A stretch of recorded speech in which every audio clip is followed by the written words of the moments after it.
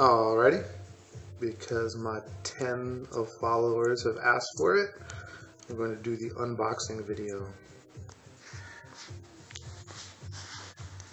And here we are. Got Batman Arkham VR.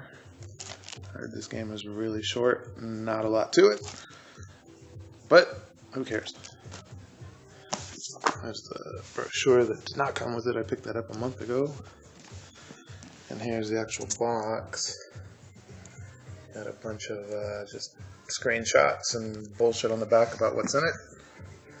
There's some more shit to waste money on. I'm sure Sony's happy that they can recycle those old Move crap things they've had for like 10 years since the PS3 came launched. Nothing at all on that side. And if we're thorough, there's the bottom telling you, hey, this thing is made for whatever.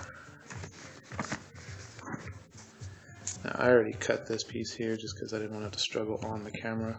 We'll see what we have to struggle with inside. Ooh. Ooh. Okay, so there's like a plastic band around this box. And I will use that maybe to lift it out. Yep. Alright, there's my serial numbers and all that. If you're quick enough, you can steal them and go register this yourself online. And put that box on the side, and then there's a smaller box. And I think this has all the Move controllers and the camera inside of it. And it's also got the PS logo on it. Yay. Nothing else in there. Take this over here. And let's start with the small box since there's probably nothing cool in there.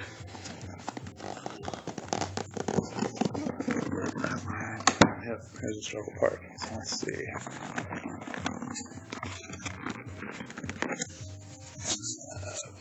Kind of back up.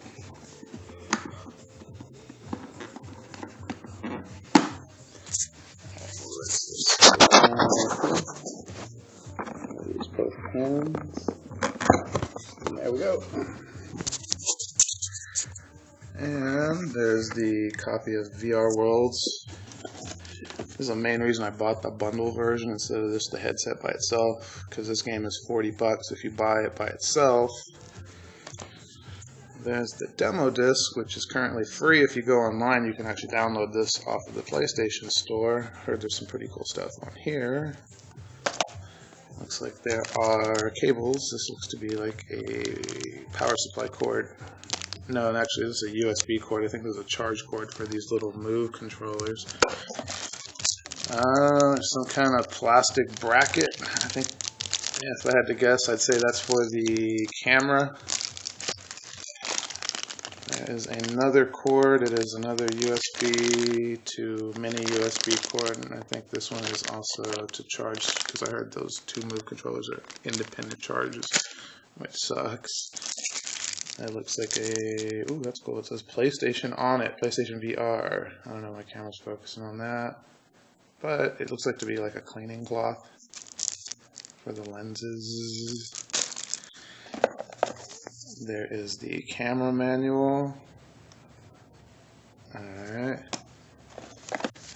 And that one is another manual. I can't read it through my display, but it says, oh, it's the Move controller manuals. There you go. They're just little folded pieces of paper, not even little booklets. And on this side is the camera. It's the new updated version. Let's see if I can take it out of this box. Maybe. There we go. Yeah, so this is the 2.0 version of this camera. It's pretty cool. I think the lens position looks the same, but the ends are different. I don't know what this actually changed, but anyway, it says you can use either one of the cameras. I already have the old camera, but I'll probably just end up hooking up that one and then giving away the other one. And this is the other reason I bought the bundle instead, because I don't have these Move controllers, and some of the VR games take them. And if you just buy the bundled controllers without anything else, they're $100, which is fucking insane. So there's one, and these little balls are kind of squishy, which is exactly what she said. It's pretty cool. There's one there. And there's the other one, nicely wrapped. All right, I'm going to look to see if there's anything underneath here, and if not, I'll just dump the box. So yeah, there's nothing else under that. All right, so let's put all this back in there real quick. Here, and there, camera over there, 2 manuals, cords, backboard, the sweat rag, and the 2 discs. Alright, so if you back up. And now the box that I really paid $500 for. So let's take a look. It's got this plastic band around it. So I think I'm going to put the camera down again and try to slide that out.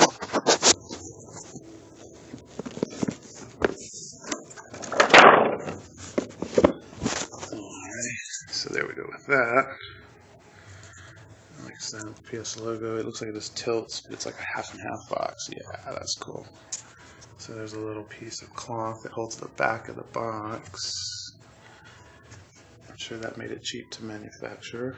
And then there are, looks like there's one big box in there, and I think it just opens from the front. So this is a manual.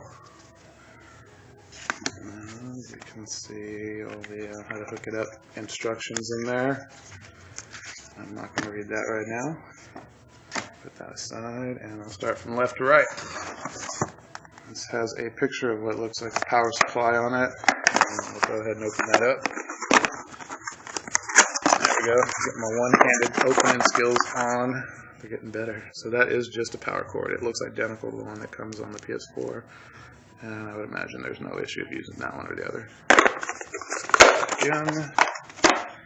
And box number 2, which kind of overlaps into the bottom, is actually just a compartment. That's why there's that notch on the top of this box, so you can lift that one out. And this has the processor for the VR unit and all the connector cables, the power adapter, and the power cord. I think those are actually supposed to illustrate the controls, like the headphone controls. Let's open this up. There we go. So there's another paper manual. This is PlayStation VR. There are numbered components in here. This one has the number 2 written on it, so I'm sure when you're following the instructions, you'd have to be a total idiot not to figure out how to hook this up. It just appears to be like some type of small USB. Let's see. They're little earbuds with some different size headset plugs for your big ears. Another smaller piece. This is the power adapter. It's like a mini brick for this thing. So hooking this up to your TV means you're going to have to put a lot of more shelf shit up, and that sucks because that's what I'm working with right now.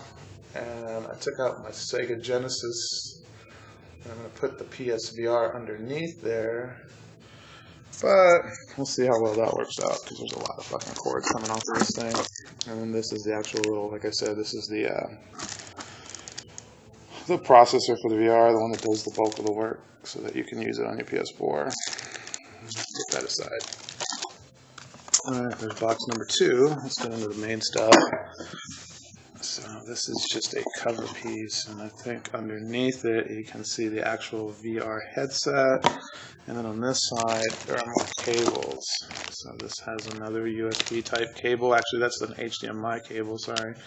No number, oh yeah, big number 1. So there's your first step on how dumb you have to be to hook this thing up. And then there's another bag of cables, and a pretty solid piece in the middle there. I don't know exactly what that is. And on that end of it, sorry, didn't mean to totally just talk with not showing you. There's another connector, and that has number 4 written on it. So this is probably some type of video connector as well. I think that thing is like a dual input USB. Like you put them in there, and then this end connects to one of the boxes. I saw a video on that, and I'm pretty sure that's what it was. I'll find out when I get to hook this thing up in a minute, which I won't be filming. Okay, so there's nothing left on that side of the box, and I think the rest of it is just the actual headset, which is probably what I would watch this video for if I clicked on this link. So here we go. Put that over there, backing up. It's pretty well packaged. I'll give them credit. Everything in there is pretty well done, solid setup. This is hard foam, so this is pretty well done. If it got dropped on the way to your store, it probably wouldn't break. Let's take it out. There's absolutely nothing underneath there. It's just more padding. I'm going to move this box and put the headset on top of it. And there we go.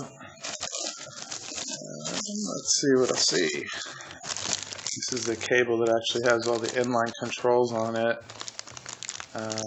So it's pretty long.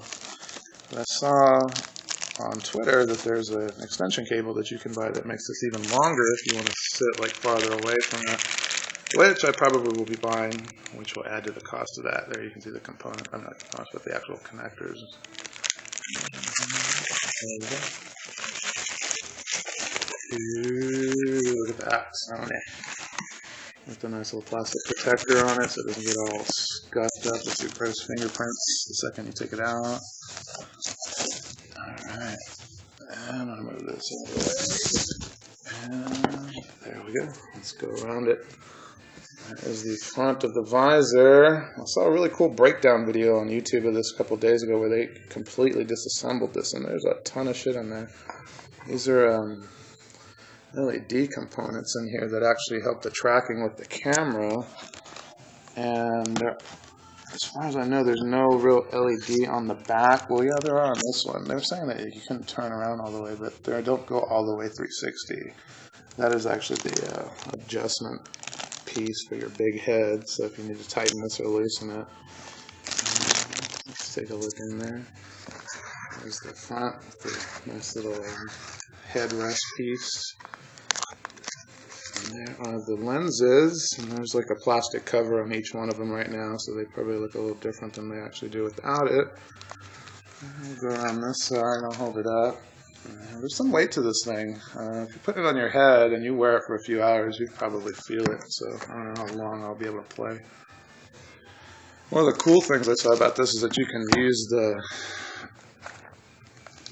basically this visor is a cinematic mode where it's supposed to make it look like you're watching like a really big screen TV, which is what they've been saying about these stupid LED headsets forever, or in this case OLED headsets. But I'm interested to see what that's like, because you can watch YouTube videos, any kind of media files, and then you can also just play your normal 2D games in that cinematic mode, and I kind of want to know what that would be like. This entire piece right here, this rubber piece around the base, is removable. You can wipe it off, and then those lenses and that little sensor on the cylinder, you just kind of adjust your view. So that's cool, and that thing accommodates glasses if you wanted to wear them. Alright, well, that's pretty much it. I'm not going to open Batman, because I don't think anybody gives a shit about seeing that. But I'll put it back over here just so you can see what the packaging looked like if you wanted to. I heard this really is more just like a demo, pick up shit, move around kind of game. It's not really an action game or anything, but it wasn't that much, so we'll see. Alright, and that's it. That's the entire video.